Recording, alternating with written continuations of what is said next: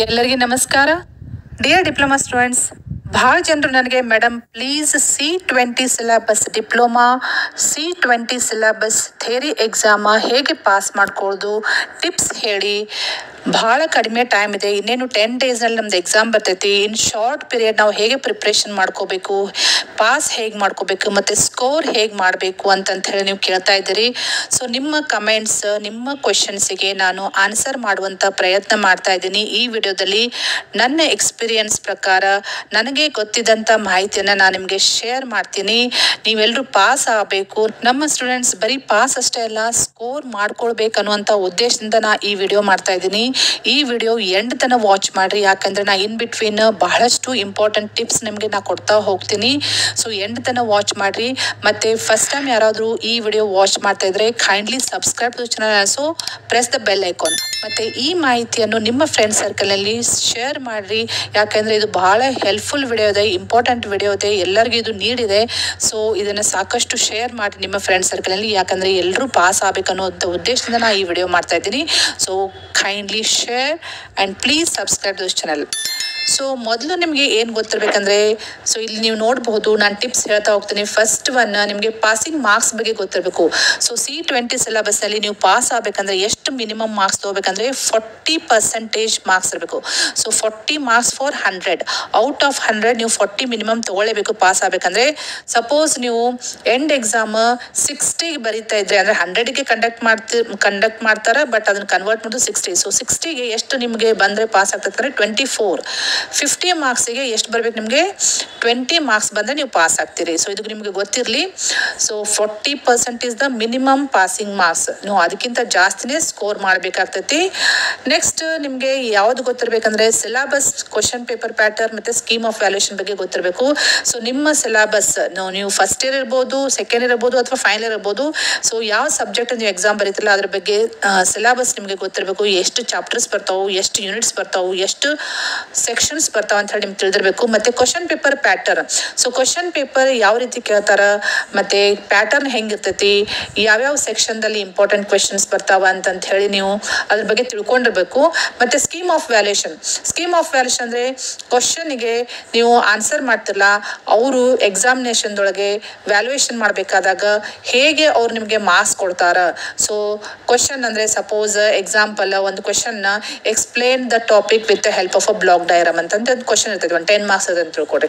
So ಆ ಕ್ವಶನ್ಗೆ ನೀವು ಥಿಯರಿ ಬರಿತೀರಿ ಮತ್ತೆ ಡಯಾಗ್ರಾಮ್ ಹಾಕಲೇಬೇಕು, ಯಾಕಂದ್ರೆ explain with the help of the diagram ಅಂತ ಕೇಳ್ತಾರೆ. ಸೊ ಥಿಯರಿ ಮತ್ತೆ ಡಯಾಗ್ರಾಮ್ ಬರೆದ್ರೆ ನಿಮಗೆ ಆಲ್ಮೋಸ್ಟ್ ಫುಲ್ ಮಾರ್ಕ್ಸ್ ಕೊಡ್ತಾರೆ. ಸೊ ಸ್ಕೀಮ್ ಆಫ್ ವ್ಯಾಲ್ಯೂಷನ್ ಅಂದ್ರೆ ಏನು? ಥಿಯರಿಗೆ ಸಪೋಸ್ 10 ಮಾರ್ಕ್ಸ್ ಕ್ವಶನ್ ಅಂತಂದ್ರೆ ಥಿಯರಿಗೆ 5 ಮಾರ್ಕ್ಸ್ ಅಲಾಟ್ ಮಾಡಿರ್ತಾರೆ, ಮತ್ತೆ ಡಯಾಗ್ರಾಮಿಗೆ 5 ಮಾರ್ಕ್ಸ್ ಕೊಟ್ಟಿರ್ಬೋದು, ಅಥವಾ ಥಿಯರಿಗೆ 4 ಮಾರ್ಕ್ಸ್ ಕೊಟ್ಟು ಡಯಾಗ್ರಾಮ್ 6 ಮಾರ್ಕ್ಸ್ ಕೊಟ್ಟು. It depends on the diagram and theory. ಅದೇ ರೀತಿ ಪ್ರಾಬ್ಲಮೆಟಿಕ್ ಕ್ವಶನ್ ಇತ್ತಂದ್ರೆ ಪ್ರಾಬ್ಲಮ್ದೊಳಗೆ data, what is given the data, formulas, steps, ಪ್ರತಿಯೊಂದಕ್ಕೂ ಮಾರ್ಕ್ಸ್ ಇರ್ತೈತಿ. ಆನ್ಸರ್, ಸೊ ನೀವು ಹೇಗೆ ಕ್ಯಾಲ್ಕುಲೇಷನ್ ಮಾಡ್ತೀರಿ ಸ್ಟೆಪ್ ಬೈ ಸ್ಟೆಪ್, ಸೊ ಎಲ್ಲದಕ್ಕೂ ಮಾರ್ಕ್ಸ್ ಡಿಫ್ರೆಂಟ್ ಅಲೋಕೇಟ್ ಮಾಡಿರ್ತಾರೆ. ಮತ್ತೆ ಡೆರಿವೇಶನ್ ಅಂತಂತ ಕ್ವಶನ್ಸ್ ಬರ್ತಾವೆ. ಬೇರೆ ಬೇರೆ ಕ್ವಶನ್ಸ್ ಎಲ್ಲ ಬೇರೆ ಬೇರೆ ರೀತಿ ಇರ್ತಾವೆ. ಡೆರಿವೇಶನ್ ಕ್ವಶನ್ದೊಳಗೆ ಡೆರಿವೇಶನ್ ನೀವು ಮಾಡ್ತಿರಲ್ಲ, ಸ್ಟೆಪ್ಸಿಗೂ ಮಾರ್ಕ್ಸ್ ಕೊಟ್ಟಿರ್ತಾರೆ. ಸೊ ಎಂಡಿಗೆ ನಿಮ್ದು ಕರೆಕ್ಟ್ ಡೆರಿವೇಶನ್ ರಿಸಲ್ಟ್ ಬಂತಂದ್ರೆ ಅದಕ್ಕೆ ಮಾರ್ಕ್ಸ್ ಬೇರೆ ಇರ್ತೈತಿ. ಮತ್ತೆ ಕಂಪ್ಯಾರಿಸನ್ ಅಂತ ಒಂದು ಕ್ವಶನ್ ಬರ್ತಾವೆ ನೋಡ್ರಿ. ಕಂಪ್ಯಾರಿಸನ್ದೊಳಗೆ ನೀವು ಟೇಬಲ್ ಹಾಕಿ ಬರೀಬೇಕಾಗ್ತೈತಿ. ಸೊ ಈಚ್ ಕಂಪ್ಯಾರಿಸನ್ಗೆ 1 ಮಾರ್ಕ್ಸ್ ಅಂತ ಇರ್ತೈತಿ. ಸಪೋಸ್ 5 ಮಾರ್ಕ್ಸ್ ಕ್ವಶನ್ ಇತ್ತಂದ್ರೆ ಒಂದು ಎಕ್ಸಾಂಪಲ್ ನಿಮ್ಗೆ ಕೊಡ್ಬೇಕಂದ್ರೆ compare analogue communication with digital communication ಅಂತ ಹೇಳಿ ಕೊಟ್ಟಿದಾಗ, ಸಪೋಸ್ 10 ಮಾರ್ಕ್ಸ್ ಕೇಳಿದಾಗ ನೀವು ಮಿನಿಮಮ್ 10 ಪಾಯಿಂಟ್ಸ್ ಬರಿಬೇಕು. ಕಂಪ್ಯಾರಿಸನ್ ಟೇಬಲ್ ಹಾಕಿ ಟೇಬಲ್ದಲ್ಲಿನೇ ಬರಿಬೇಕು, ಅವಾಗ ನಿಮಗೆ ಜಾಸ್ತಿ ಮಾರ್ಕ್ಸ್ ಸಿಗುವಂಥ ಚಾನ್ಸಸ್ ಇದೆ. ಸೊ ಇದು ಎಲ್ಲ ನಿಮಗೆ ಏನು ಹೇಳ್ಬೇಕಂತ ಅಂದರೆ, ನಿಮಗೆ ಕ್ವಶನ್ ಪೇಪರ್ ಪ್ಯಾಟರ್ನ್ ಗೊತ್ತಿರಬೇಕು, ಮತ್ತು ಸ್ಕೀಮ್ ಆಫ್ ವ್ಯಾಲ್ಯೂಯೇಷನ್ ಗೊತ್ತಿರಬೇಕು. ಸ್ಕೀಮ್ ಆಫ್ ವ್ಯಾಲ್ಯೂಯೇಷನ್ ನಿಮ್ಗೆ ಗೊತ್ತಾಯ್ತಲ್ಲ. ಈಗ ಇನ್ನು ಪ್ರಿಪ್ರೇಷನ್ ಹೆಂಗೆ ಮಾಡ್ಕೋಬೇಕು ಬಿಫೋರ್ ಎಕ್ಸಾಮ್ಗಿಂತ ಮುಂಚೆ ನಿಮಗೆ ಸ್ವಲ್ಪ ದಿನ ಟೈಮ್ ಐತಿ ಅಂತಂದಾಗ, ನೀವು ಅಟ್ಲೀಸ್ಟ್ ಒಂದು 3 to 4 previous year question paper choose ಮಾಡ್ಕೊಡ್ರಿ.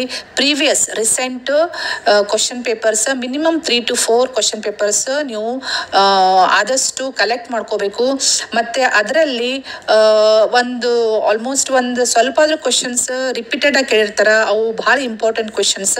So ಎಲ್ಲ ಸೆಕ್ಷನ್ ಇದೆ. ಸಪೋಸ್ ನಿಮ್ಮದು 5 ಸೆಕ್ಷನ್ಸ್ ಇದೆ ಅಂದರೆ first, second, third, fourth, fifth sections ಅಂತಂತಿದ್ರೆ, ಸೊ ಎಲ್ಲ ಸೆಕ್ಷನ್ನಿಂದ ಯಾವ್ಯಾವ ಇಂಪಾರ್ಟೆಂಟ್ ಕ್ವೆಶನ್ಸ್ ಬರ್ತಾವ ಅಂತಂತೇಳಿ ಲಿಸ್ಟ್ ಮಾಡ್ಕೊಡ್ರಿ. ಸೊ ಇಂಪಾರ್ಟೆಂಟ್ ಕ್ವೆಶನ್ಗೆ ಸ್ಟಾರ್ ಮಾರ್ಕ್ ಹಾಕೊಡ್ರಿ. ಸಪೋಸ್ ಜಾಸ್ತಿ ಸಲ ಕೇಳಿದ್ರೆ ಜಾಸ್ತಿ ಸ್ಟಾರ್ ಮಾರ್ಕ್ ಹಾಕ್ರಿ, ಕಡಿಮೆ ಸಲ ಕೇಳಿದ್ರೆ ಕಡಿಮೆ ಸ್ಟಾರ್ ಮಾರ್ಕ್ ಹಾಕೊಳ್ಳಿ. ಸೊ ಸ್ಟಾರ್ ಮಾರ್ಕ್ ನೋಡಿದ್ಕೊಳ್ಳಿ ನಿಮ್ಗೆ ಗೊತ್ತಾಗ್ತೈತಿ ಯಾವ್ದು ಭಾಳ ಇಂಪಾರ್ಟೆಂಟ್ ಐತಿ ಕ್ವಶನ್, ಯಾವ್ದು ಲೆಸ್ ಇಂಪಾರ್ಟೆಂಟ್ ಐತೆ ಅಂತ ಹೇಳಿ. ಸೊ ಆ ರೀತಿ ಇಂಪಾರ್ಟೆಂಟ್ ಕ್ವೆಶನ್ಸ್ ಒಂದು ಮಿನಿಮಮ್ ಒಂದು 20 ಇಂಪಾರ್ಟೆಂಟ್ ಕ್ವೆಶನ್ಸ್ ಲಿಸ್ಟ್ ಮಾಡ್ಕೊಡ್ರಿ. ಲಿಸ್ಟ್ ಮಾಡ್ಕೊಂಡ್ಮೇಲೆ ನೀವು ಯಾವ ರೀತಿ ಪ್ರಿಪ್ರೇಷನ್ ಮಾಡ್ಕೋಬೇಕಂದ್ರೆ, ಸೊ ಅದು ನೀವು ಬುಕ್ನಲ್ಲಿ ಓದ್ತಾ ಹೋದ್ರೆ ನಿಮ್ಗೆ ಟೈಮ್ ಭಾಳ ತಗೋತೈತಿ ಅಂಡರ್ಸ್ಟ್ಯಾಂಡ್ ಮಾಡ್ಕೊಳ್ಳಿಕ್ಕೆ. ಸೊ ಅದಕ್ಕೆ ಆ ಕ್ವಶನ್ಸ್ ಬಗ್ಗೆ ನಿಮಗೆ ಸಾಕಷ್ಟು ಇಂಪಾರ್ಟೆಂಟ್ ಇನ್ಫಾರ್ಮೇಶನ್ ಈಸಿಯಾಗಿ ಯೂಟ್ಯೂಬ್ನಲ್ಲಿ ನಿಮಗೆ ಇನ್ಫಾರ್ಮೇಶನ್ ಸಿಗ್ತೈತಿ. ಸೊ ಯೂಟ್ಯೂಬ್ನಲ್ಲಿ ನೀವು ಜಸ್ಟ್ ನೀವು ಅದು ಕ್ವೆಶನ್ ಟೈಪ್ ಮಾಡಿದರೆ ಅಥವಾ ಟಾಪಿಕ್ ನೀವು ಟೈಪ್ ಮಾಡಿ ಸರ್ಚ್ ಮಾಡಿದರೆ ನಿಮಗೆ ಇನ್ಫಾರ್ಮೇಶನ್ ಸಿಗ್ತೈತಿ. ಅದರಲ್ಲಿ ಸಾಕಷ್ಟು ವಿಡಿಯೋಸ್ ಬರ್ತಾವ, ಬಟ್ ಎಲ್ಲ ವಿಡಿಯೋಸ್ ನೋಡ್ತಾ ಕೂತ್ಕೊಳ್ಳೋಕೆ ಹೋಗಬೇಡ್ರಿ. ಯಾವುದು ಶಾರ್ಟ್ ವಿಡಿಯೋ ಇರ್ತಾವಲ್ಲ ಅಂದರೆ 10 ಮಿನಿಟ್ಸ್ದು, ವಿತಿನ್ 15 ಮಿನಿಟ್ಸ್ದು ಯಾವುದು ವಿಡಿಯೋ ಇರ್ತೈತಲ್ಲ ಅದನ್ನು ವಾಚ್ ಮಾಡಿರಿ. ಯಾಕಂದ್ರೆ ನಿಮಗೆ ಟೈಮ್ ಕಡಿಮೆ ಇರ್ತೈತಿ. So better you watch a short video. ಮತ್ತು ನೀವು ವಿಡಿಯೋ ನೋಡಬೇಕಾದಾಗ ಸ್ಪೀಡ್ 1.5 ಒಳಗೆ ಇಟ್ಕೊಳ್ರಿ. ಯಾಕಂದರೆ ನಾರ್ಮಲ್ ಸ್ಪೀಡ್ನಲ್ಲಿ ಇಟ್ಕೊಂಡ್ರೆ ಇದು ಟೈಮ್ ಜಾಸ್ತಿ ತಗೋತೈತಿ. ಸೊ ನಿಮಗೆ ಕಡಿಮೆ ಟೈಮ್ ಇರೋದ್ರಿಂದ, ಕಡಿಮೆ ಟೈಮ್ದಲ್ಲಿ ನೀವು ಪ್ರಿಪ್ರೇಷನ್ ಮಾಡೋದ್ರಿಂದ ಸ್ಪೀಡ್ 1.5 ಇಟ್ಕೊಂಡು ನೀವು ವಾಚ್ ಮಾಡಿರಿ. ಮತ್ತು ವಾಚ್ ಮಾಡಬೇಕಾದಾಗ ಅವ್ರು ಹೇಳ್ತಾ ಹೋಗ್ತಾರೆ, ನಿಮಗೆ ಅಂಡರ್ಸ್ಟ್ಯಾಂಡ್ ಆಗ್ತೈತಿ. ಬಟ್ ಬರೀ ನೋಡ್ತಾ ಕೂತ್ಕೊಳಕ್ಕೆ ಹೋಗಬೇಡ್ರಿ. ನೋಟ್ ಮಾಡ್ಕೊಡ್ರಿ, ಅದನ್ನು ಶಾರ್ಟ್ ನೋಟ್ ಮಾಡ್ಕೊಡ್ರಿ ಅಥವಾ ಕೀ ಪಾಯಿಂಟ್ಸ್ ನೀವು ಬರಿತಾ ಹೋಗ್ರಿ. ಅಂದರೆ ನೀವು ನೋಟ್ ಮಾಡ್ಕೊಂಡ್ರೆ ನಿಮ್ಗೆ ಆ ಪಾಯಿಂಟ್ಸ್ ನೆಕ್ಸ್ಟ್ ಟೈಮ್ ನೀವು ಓದಬೇಕಾದಾಗ, ರಿವಿಷನ್ ಮಾಡ್ಕೊಳ್ಬೇಕಾದಾಗ ಭಾಳ ಹೆಲ್ಪ್ ಆಗ್ತೈತಿ. So better you make a short note and key points about that topic. Next video ನೋಡಬೇಕಾದಾಗ ನೀವು ಡೈಗ್ರಾಮ್ಸ್ನು ನೋಡ್ತೀರಿ. ಆ ಡೈಗ್ರಾಮ್ಸ್ನು ನೀವು ಬರೆದು ಪ್ರಾಕ್ಟೀಸ್ ಮಾಡಬೇಕು. ಆಮೇಲೆ suppose question derivation type question ಇತ್ತಂದರೆ ಡೆರಿವೇಷನ್ ಜಸ್ಟ್ ನೋಡಿದರೆ ಬರೋಂಗಿಲ್ಲ. ನೀವು ಡೆರಿವೇಷನ್ ನೀವು ಒಂದ್ಸಲ ಅಥವಾ 2 ಸಲ ಬರೆದು ತೆಗಿಬೇಕು. ಆಮೇಲೆ ಸಪೋಸ್ ಪ್ರಾಬ್ಲಮೆಟಿಕ್ ಕ್ವಶನ್ ಇತ್ತಂದರೆ ಪ್ರಾಬ್ಲಮ್ನು ಬರೀ ನೋಡಿದರೆ ನಿಮಗೆ ಬರೋಂಗಿಲ್ಲ, ಪರ್ಫೆಕ್ಟ್ ಆಗಂಗಿಲ್ಲ, ಕಾನ್ಫಿಡೆನ್ಸ್ ಬರೋಂಗಿಲ್ಲ. ಪ್ರಾಬ್ಲಮ್ಸು ನೀವು ಸಾಲ್ವ್ ಮಾಡಬೇಕು. 1 or 2 problems, same type problems ನೀವು ಸಾಲ್ವ್ ಮಾಡಿದ್ರೆ ನೀವು ಪರ್ಫೆಕ್ಟ್ ಆಗ್ತೀರಿ. So depending upon the questions ನೀವು ಪ್ರಾಕ್ಟೀಸ್ ಮಾಡ್ಕೋಬೇಕು. ಆಮೇಲೆ ಪ್ರಿಪ್ರೇಷನ್ ಮಾಡಬೇಕಾದಾಗ ಅವಾಯ್ಡ್ ಸೋಷಿಯಲ್ ಮೀಡಿಯಾ ಅಂದರೆ ನಿಮಗೆ ಅದು ರೂಢಿ ಆಗಿಬಿಟ್ಟಿರ್ತೈತಿ, ಹ್ಯಾಬಿಟ್ ಆಗಿಬಿಟ್ಟಿರ್ತೈತಿ. ಇನ್ಸ್ಟಾಗ್ರಾಮ್ ಇರ್ಬೋದು, ರೀಲ್ಸ್ ಇರ್ಬೋದು, ವಾಟ್ಸಪ್ ಮೆಸೇಜ್ ಇರ್ಬೋದು. ಸೊ ಇದೆಲ್ಲ ನೀವು ಅವಾಯ್ಡ್ ಮಾಡೋದು ಭಾಳ ಒಳ್ಳೆಯದು. ಯಾಕಂದರೆ ನಿಮಗೆ ಟೈಮ್ ಕಡಿಮೆ ಇರ್ತೈತಿ. ಈ ಟೈಮ್ದಲ್ಲಿ ನೀವು ಅದರೊಳಗೆ ಕುಂತ್ರೆ ನಿಮ್ದು ಟೈಮ್ ವೇಸ್ಟ್ ಆಗ್ತೈತಿ, ನಿಮ್ದು ಅಮೌಂಟ್ ಮನಿ ವೇಸ್ಟ್ ಆಗ್ತೈತಿ, ನಿಮ್ದು ಎನರ್ಜಿ ವೇಸ್ಟ್ ಆಗ್ತೈತಿ. So time is equal to money. ನಿಮಗೀಗ ಭಾಳ ಶಾರ್ಟ್ ಪೀರಿಯಡ್ ಇರೋದ್ರಿಂದ ಸೊ ಟೈಮ್ ನಿಮ್ಗೆ ಸೇವ್ ಆಗಬೇಕಂದ್ರೆ ಇವನ್ನೆಲ್ಲ ಅವಾಯ್ಡ್ ಮಾಡಿರಿ. At least till exam. Okay, so exam ಮುಗಿಯುತ್ತನಾದ್ರೂ ಇವನ್ನೆಲ್ಲ ಅವಾಯ್ಡ್ ಮಾಡಿರಿ. ನೆಕ್ಸ್ಟ್ ಒಂದ್ಸಲ ನೀವು ಪ್ರಿಪ್ರೇಷನ್ ಮಾಡ್ಕೊಂಡ್ರೆ ಅದನ್ನು ಅಟ್ಲೀಸ್ಟ್ ಒಂದು 2 ಟೈಮ್ಸ್ ಆದರೂ ನೀವು ಮಿನಿಮಮ್ ರಿವಿಷನ್ ಮಾಡ್ಕೋಬೇಕು.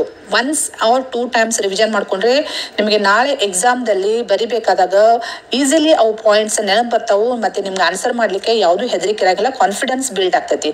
So this is about the preparation before exam. Next during exam. So exam ಹಾಲಿಗೆ ಹೋದಾಗ ಯಾವ ರೀತಿ ನೀವು ಮಾಡಬೇಕು ಆನ್ಸರ್, ಸೊ ಅದ್ರ ಬಗ್ಗೆ ನಾನು ನಿಮ್ಗೆ ಹೇಳಬೇಕಂದ್ರೆ ಫಸ್ಟ್ ಕೂಲ್ ಆಗಿರಿ. ಸೊ ಎಕ್ಸಾಮ್ ಬಗ್ಗೆ ಯಾವುದೂ ಹೆದರಿಕೆ ಇಟ್ಕೊಳಕ್ಕೆ ಹೋಗಬೇಡ್ರಿ. ಯಾಕಂದರೆ ಇದು ಏನು ಎಂಡ್ ಎಕ್ಸಾಮ್ ಅಲ್ಲ, ನಿಮ್ದು ಲೈಫದ್ದು ಎಂಡ್ ಎಕ್ಸಾಮ್ ಅಲ್ಲ. It is a part of your life. ಇನ್ನೂ ಬಹಳಷ್ಟು ನೀವು ಎಕ್ಸಾಮ್ ಫೇಸ್ ಮಾಡಬೇಕಾಗಿರ್ತೈತಿ. Just it is a part of your life. So ಅದ್ರ ಬಗ್ಗೆ ಭಾಳ ತಲೆ ಕೆಡಿಸ್ಕೊಳಕ್ಕೆ ಹೋಗಬೇಡ್ರಿ, ಭಾಳ ಸೀರಿಯಸ್ ಆಗಿ ತೊಗೊಳಕ್ಕೆ ಹೋಗಬೇಡ್ರಿ. It is just a part of your life, not the end of your life. Okay, next B in time 1 hour before. So at least 1 hour before ನೀವು ಎಕ್ಸಾಮ್ ಹಾಲ್ ಕಡೆ ಇದ್ದರೆ, ಕೂಲ್ ಆಗಿದ್ದರೆ ನಿಮಗೆ ಟೆನ್ಷನ್ ಆಗಂಗಿಲ್ಲ. ಸೊ ಟೈಮ್ ಸರಿಯಾಗಿ maintain ಮಾಡಿಕೊಡ್ರಿ. 1 hour ಆಗದೆ ಹೋದರೂ ಅಟ್ಲೀಸ್ಟ್ ½ an hour ಬಿಫೋರ್ ಆದರೂ ಎಕ್ಸಾಮ್ ಹಾಲಿಗೆ ಹೋಗ್ಬೇಕು ನೀವು.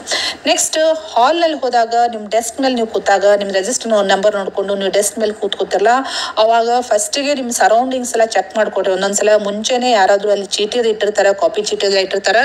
ಸೊ ಫಸ್ಟ್ ನೀವು ಚೆಕ್ ಮಾಡಿಕೊಡ್ರಿ. ಏನಾದರೂ ಇದ್ದರೆ ಆ ರೀತಿ ಮೊದಲೇ ಹೋಗಿ ಡಸ್ಟ್ಬಿನ್ನಿಗೆ ಹಾಕ್ರಿ. ಯಾಕಂದರೆ ನಿಮ್ದು ಮಿಸ್ಟೇಕ್ ಇರಲಾರ್ದೆ ನೀವು ಹಾಕಿಕೊಳ್ಳುವಂಥ ಚಾನ್ಸಸ್ ಇರ್ತಾವೆ. ಅದಕ್ಕೆ ಯಾವುದಾದ್ರೂ ಒಂದು ಎಕ್ಸಾಮ್ನಲ್ಲಿ ಸ್ಕ್ವಾಡ್ ಬಂದೇ ಬರ್ತಾರೆ. ಸ್ಕ್ವಾಡ್ ಬಂದ ತಕ್ಷಣ ಅಲ್ಲಿ ಜಸ್ಟ್ ಚೀಟಿ ನೋಡಿ ನಿಮಗೆ ಬುಕ್ ಮಾಡೋ ಚಾನ್ಸಸ್ ಇರ್ತಾವೆ. ಅವರು ಹೆಚ್ಚಾಗಿ ಚೀಟಿ ಸಿಕ್ಕ ಕೂಡಲೇ ನಿಮಗೆ ಬುಕ್ ಮಾಡ್ತಾರೆ. ಸೊ ಆ ರೀತಿ ರಿಸ್ಕ್ ತೊಗೊಳಕ್ಕೆ ಹೋಗಬೇಡ್ರಿ. So better you check your surroundings well before the exam starts. Next exam start ಆದ ಕೂಡಲೇ ನಿಮಗೆ ಕ್ವಶನ್ ಪೇಪರ್ ಕೊಡ್ತಾರಲ್ಲ, ಕ್ವಶನ್ ಪೇಪರ್ ಕೊಟ್ಟ ತಕ್ಷಣನೇ ಆನ್ಸರ್ ಮಾಡಕ್ಕೆ ಹೋಗಬೇಡ್ರಿ. ಇನ್ಸ್ಟ್ರಕ್ಷನ್ ಸರಿಯಾಗಿ ಓದ್ಕೊಳ್ರಿ. ಸೊ ಚಾಯ್ಸ್ ಎಲ್ಲ ಇರ್ತೈತಿ ನಿಮಗೆ ಎಕ್ಸಾಮ್ ಕ್ವಶನ್ ಪೇಪರ್ದೊಳಗೆ. ಅದಕ್ಕೆ ಇನ್ಸ್ಟ್ರಕ್ಷನ್ ಸರಿಯಾಗಿ ಓದ್ಕೊಂಡು ಯಾವುದು ಚೂಸ್ ಮಾಡ್ಬೇಕು ಕ್ವಶನ್ಸ್ ಅಂತ ಹೇಳಿ ಫಸ್ಟೇ ನೋಡ್ಕೊಳ್ರಿ. ಆಮೇಲೆ ನಿಮಗೆ ಯಾವುದು ಬರ್ತಾವಲ್ಲ, ಯಾವುದು ಕ್ವಶನ್ಸ್ ಆನ್ಸರ್ ಮಾಡ್ಲಿಕ್ಕೆ ಬರ್ತದಲ್ಲ, ಕಾನ್ಫಿಡೆನ್ಸ್ ಐತ್ಲ, ಆ ಕ್ವಶನ್ಸ್ ಅಷ್ಟೇ ಫಸ್ಟಿಗೆ ಆನ್ಸರ್ ಮಾಡ್ರಿ. First right the answers perfectly. ನಿಮಗೆ ಯಾವ್ದು ಪರ್ಫೆಕ್ಟ್ ಆಗಿ ಆನ್ಸರ್ ಮಾಡಕ್ ಬರ್ತೈತಿಲ್ಲ ಅವನು ಫಸ್ಟಿಗೆ ಬರೀರಿ. ನಿಮಗೆ ಫಸ್ಟಿಗೆ ಬರೀ ಒಂದು 3 to 4 ಕ್ವಶನ್ಸ್ ಅಷ್ಟೇ ನನಗೆ ಪರ್ಫೆಕ್ಟ್ ಬರ್ತೈತೆ ಅಂದ್ರೆ ಅವನೇ ಫಸ್ಟಿಗೆ ಆನ್ಸರ್ ಮಾಡ್ರಿ. Whether it is of a last question, ನೀವು 10th ಕ್ವಶನ್ ಇದ್ರು 10th ಕ್ವಶನ್ ನೀವು ಫಸ್ಟ್ ಬರೀರಿ. ಬಟ್ ಕ್ವಶನ್ ನಂಬರ್ ಮಾತ್ರ ಸರಿಯಾಗಿ ಹಾಕಬೇಕು, ಸೆಕ್ಷನ್ ಸರಿಯಾಗಿ ಮೆನ್ಷನ್ ಮಾಡಬೇಕು, ಸರಿಯಾಗಿ ಕ್ವಶನ್ ನಂಬರ್ ಬರೀರಿ, ಸೆಕ್ಷನ್ ಹಾಕ್ರಿ, ಆಮೇಲೆ ನೀಟಾಗಿ ಆನ್ಸರ್ ಮಾಡಿ. ನೀಟಾಗಿ ಆನ್ಸರ್ ಮಾಡೋದಂದ್ರೆ ಹೇಗೆ, ನೀವು ಥಿಯರಿ ಬರೆದ್ರು ಸೈಡ್ ಹೆಡ್ಡಿಂಗ್ ಹಾಕಬೇಕು, ಪಾಯಿಂಟ್ ವೈಸ್ ಬರೀರು. ಸೈಡ್ ಹೆಡ್ಡಿಂಗ್ ಹಾಕ್ತಿರಲ್ಲ, ಹೆಡ್ಡಿಂಗ್ ಎಲ್ಲ ಹೈಲೈಟ್ ಮಾಡ್ರಿ. ಹೈಲೈಟ್ ನೀವು ಪೆನ್ಸಿಲರ ಹೈಲೈಟ್ ಮಾಡ್ರಿ, ಅಥವಾ ಬ್ಲ್ಯಾಕಿಂಗ್ ಪೆನ್ ಅಲೋ ಮಾಡಿದ್ರು ಬ್ಲ್ಯಾಕಿಂಗ್ ಪೆನ್ಲೇನು ನೀವು ಹೈಲೈಟ್ ಮಾಡ್ಬೋದು. ಮತ್ತೆ ಆನ್ಸರ್ ಆದಷ್ಟು ಪಾಯಿಂಟ್ ವೈಸ್ ಬರೀರಿ, ಮತ್ತೆ ರಿಲೇಟೆಡ್ ಪಾಯಿಂಟ್ಸ್ ಬರೀರಿ. ಆ ಕ್ವಶನ್ಗೆ ರಿಲೇಟೆಡ್ ಪಾಯಿಂಟ್ಸ್ ನೀವು ಇನಿಷಿಯಲಿ ಬರೆದ್ರೆ ಅದು ಒಂದು ಒಳ್ಳೆ ಇಂಪ್ರೆಷನ್ ಕೊಡ್ತೈತಿ ವ್ಯಾಲ್ಯೂಯೇಷನ್ ಮಾಡಬೇಕಾದಾಗ. ಸೊ ವ್ಯಾಲ್ಯೂಯೇಷನ್ ಮಾಡಬೇಕಾದಾಗ ನೀವು ನೀಟಾಗಿ ಹೈಲೈಟ್ ಮಾಡಿ, ಡಯಾಗ್ರಾಮ್ಸ್ ಇದೆ ಡಯಾಗ್ರಾಮ್ ನೀಟಾಗಿ ತೆಗೆದ್ರೆ, ನೀಟಾಗಿ ಬರೆದ್ರೆ, ಸ್ಟಾರ್ಟಿಂಗ್ ಅಟ್ಲೀಸ್ಟ್ ಒಂದು 3 to 4 ಕ್ವಶನ್ಸ್ ನೀವು ನೀಟಾಗಿ ಬರೆದ್ರೆ ಅದು ವ್ಯಾಲ್ಯೂಯೇಷನ್ ಮಾಡೋರಿಗೆ, ಚೆಕ್ ಮಾಡೋರಿಗೆ ಬಹಳ ಒಳ್ಳೆ ಇಂಪ್ರೆಷನ್ ಕೊಡ್ತೈತಿ. ಅವರು ನಿಮಗೆ ಜಾಸ್ತಿ ಮಾರ್ಕ್ಸ್ ಕೊಡ್ತಾ ಹೋಗ್ತಾರೆ. ಸಪೋಸ್ ಎಂಡಿಗೆ ನೀವು ಸ್ವಲ್ಪ ಮಿಸ್ ಮಾಡಿದ್ರು, ಏನಾದ್ರು ಆನ್ಸರ್ ಬರೆದು ಮಿಸ್ ಮಾಡಿದ್ರು, ನಿಮಗೆ ಚೆನ್ನಾಗಿ ಮಾರ್ಕ್ಸ್ ಸಿಗುವಂತ ಚಾನ್ಸಸ್ ಇರ್ತಾವೆ. So create a good impression on the valuator. So valuation ಮಾಡೋರಿಗೆ ಒಂದು ಒಳ್ಳೆ ಇಂಪ್ರೆಷನ್ ಬರ್ಬೇಕಂದ್ರೆ ನೀವು ಎಲ್ಲ ನೀಟಾಗಿ ಸ್ಟಾರ್ಟಿಂಗ್ ಪ್ರೆಸೆಂಟ್ ಮಾಡಬೇಕು. ನೆಕ್ಸ್ಟ್ ಕ್ವಶನ್ಸ್ ನಿಮಗೆ ಒಂದು 50 ಮಾರ್ಕ್ಸ್ ಅಷ್ಟೇ ಬರ್ತೈತಿ, 60 ಮಾರ್ಕ್ಸ್ ಅಷ್ಟೇ ಪರ್ಫೆಕ್ಟ್ ಆಗಿ ಬರ್ತೈತೆ ಅಂದ್ರೆ ಅಷ್ಟೇ ಬರೆದು ಎದ್ದು ಹೋಗಕ್ಕೆ ಹೋಗ್ಬೇಡ್ರಿ. ಅಟೆಂಪ್ಟ್ ಮಾಡಿ, ಅಟ್ಲೀಸ್ಟ್ 100 ಮಾರ್ಕ್ಸ್ ಅಟೆಂಪ್ಟ್ ಮಾಡಕ್ಕೆ ಪ್ರಯತ್ನ ಮಾಡಿ. ಯಾಕಂದ್ರೆ 3 hours ಟೈಮ್ ಇರ್ತೈತೆ ನಿಮಗೆ. 3 hours ನೀವು ಅಲ್ಲೇ ಹಾಲ್ನಲ್ಲಿ ಕುಂತ್ಕೊಂಡು ರಿಲೇಟೆಡ್ ನಿಮ್ಗೆ ಯಾವುದು ಬರಂಗಿಲ್ಲ ಅಂತಂದ್ರೂ ಅಟ್ಲೀಸ್ಟ್ 100 ಮಾರ್ಕ್ಸ್ ಅಟೆಂಪ್ಟ್ ಮಾಡ್ಲಿಕ್ಕೆ ಪ್ರಯತ್ನ ಮಾಡ್ರಿ. ಸ್ವಲ್ಪನಾದ್ರೂ ನಿಮ್ಗೆ ಗೊತ್ತಿದ್ದೇ ಇರ್ತೈತಿ ಆ ಟಾಪಿಕ್ ಮೇಲೆ ನಿಮ್ಗೆ ಏನು ಗೊತ್ತೈತಿ ಅದನ್ನ ಬರೆಯುವಂತ ಪ್ರಯತ್ನ ಮಾಡ್ರಿ. ಸೊ ಖಾಲಿ ಕೊಟ್ಟು ಹೋಗಕ್ಕೆ ಹೋಗ್ಬೇಡ್ರಿ. ಆದಷ್ಟು ಆನ್ಸರ್ ಪೇಪರ್ನಲ್ಲಿ ಬರೆಯುವಂಥ ಪ್ರಯತ್ನ ಮಾಡ್ರಿ. ಯಾಕಂದ್ರೆ ನಿಮ್ಗೆ 10 ಮಾರ್ಕ್ಸ್ ಕ್ವಶನ್ ಇದ್ದಾಗ ನೀವು ಸ್ವಲ್ಪ ಆದ್ರೂ ಬರೆದ್ರೆ ಅಟ್ಲೀಸ್ಟ್ ಒಂದು 4 to 5 ಮಾರ್ಕ್ಸ್ ಸಿಗುವಂತ ಚಾನ್ಸಸ್ ಇರ್ತೈತಿ. ಸೊ ಬಿಟ್ಟು ಬರಕ್ ಹೋಗ್ಬೇಡ್ರಿ, ಅಟೆಂಪ್ಟ್ ಮಾಡ್ರಿ 100 ಮಾರ್ಕ್ಸ್ ಅದ್ದು. So okay, so 3 hours time ಸರಿಯಾಗಿ ಯುಟಿಲೈಸ್ ಮಾಡ್ಕೊಡ್ರಿ, ಕೂಲ್ ಆಗಿ ಫೇಸ್ ಮಾಡ್ರಿ. ನೀವು ಈ ರೀತಿ ಪ್ರಿಪ್ರೇಷನ್ ಮಾಡ್ಕೊಂಡ್ರೆ ಎಕ್ಸಾಮ್ ಪ್ರಿಪ್ರೇಷನ್ ನೀವು ಪಾಸ್ ಅಷ್ಟೇ ಅಲ್ಲದೆ ಪಕ್ಕಾ ಸ್ಕೋರ್ ಮಾಡ್ತೀರಿ. ಮೋರ್ ದೆನ್ 60-70 ಆರಾಮ್ಸೆ ಸ್ಕೋರ್ ಮಾಡ್ಬೋದು. ಸೊ ಕೂಲ್ ಆಗಿ ಎಕ್ಸಾಮ್ ಫೇಸ್ ಮಾಡ್ರಿ. ನಿಮ್ಗೆಲ್ರಿಗೂ ಒಳ್ಳೇದಾಗ್ಲಿ, ಒಳ್ಳೆ ರಿಸಲ್ಟ್ ಸಿಗ್ಲಿ. Wish you all the best students. ಮತ್ತೆ ಈ ಮಾಹಿತಿ, ಈ ಇನ್ಫಾರ್ಮೇಶನ್ ಬಹಳ ಇಂಪಾರ್ಟೆಂಟ್ ಐತಿ. ನಿಮ್ಮ ಫ್ರೆಂಡ್ ಸರ್ಕಲ್ ಅಲ್ಲಿ ಶೇರ್ ಮಾಡ್ರಿ. ಎಲ್ರು ಪಾಸ್ ಆಗಬೇಕು, ಸ್ಕೋರ್ ಮಾಡ್ಬೇಕು ಅನ್ನೋದೊಂದೇ ಉದ್ದೇಶ. So kindly share and subscribe. Thank you dear students.